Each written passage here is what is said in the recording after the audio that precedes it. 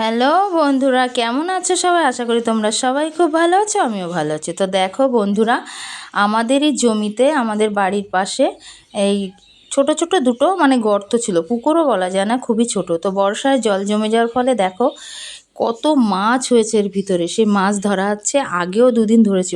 অনেক কই মাছ, অনেক ঝায়া মাছ, অনেক চ্যাং মাছ অনেক পাওয়া গেছে। তো বন্ধুরা, সকালবেলায় মাছ ধরার পালা শেষ হয়ে গেল। এবার আমি করতে বসেছি রান্না। তো বন্ধুরা দেখো, আমি রান্না করব খয়রা মাছ দিয়ে, আলু দিয়ে, আর পালং শাক দিয়ে, মূলো দিয়ে, আর করব একটু কাতলা মাছের ঝোল।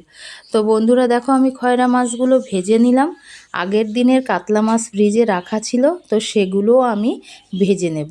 তো দেখো বন্ধুরা, এগুলো আমি ভেজে নিলাম। এরপরে আমি বসিয়ে দেবো সবজি রান্না করতে।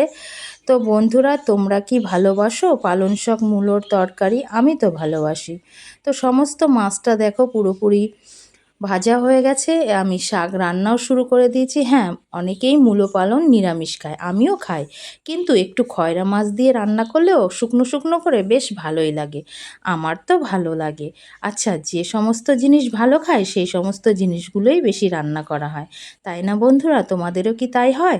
তো দেখো বন্ধুরা, এটা তো রান্না হয়ে গেল। এটার ভিতরে কিচ্ছু দিইনি, শুধু কাঁচা লঙ্কা দিয়েছি, আর দিচ্ছি আমার স্পেশাল মশলা। সবার লাস্টে আমি এই স্পেশাল মশলাটুকু দেই। আর এটা হচ্ছে স্পেশাল গ্লাস মশলা, কারণ এটাকে গ্লাসে বানানো হয় তার জন্য। তো দেখো বন্ধুরা, আমার কিন্তু সবজিটা রান্না একদম কমপ্লিট হয়ে গেছে। এত সুন্দর গন্ধ বেরিয়েছে, কি বলবো বন্ধুরা, একদম বাতাসে গন্ধে করছে একদম। তো দেখো কমপ্লিট হয়ে গেছে মূলো পালং আলু দিয়ে আর খয়রা মাছ দিয়ে সবজি।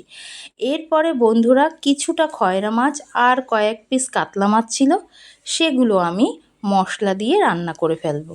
তো দেখো বন্ধুরা, এদিকে কড়াইতে তো মশলা কষানো হচ্ছে কড়াইতে এদিকে।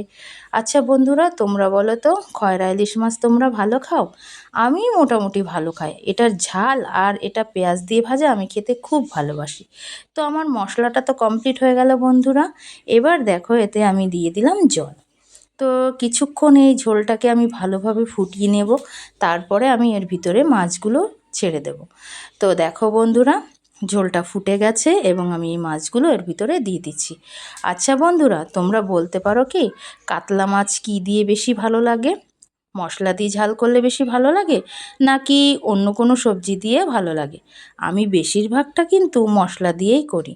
দুই একটা সময় হয়তো একটু কচু কিংবা মাটির নিচের আলু দিয়ে একটু করি।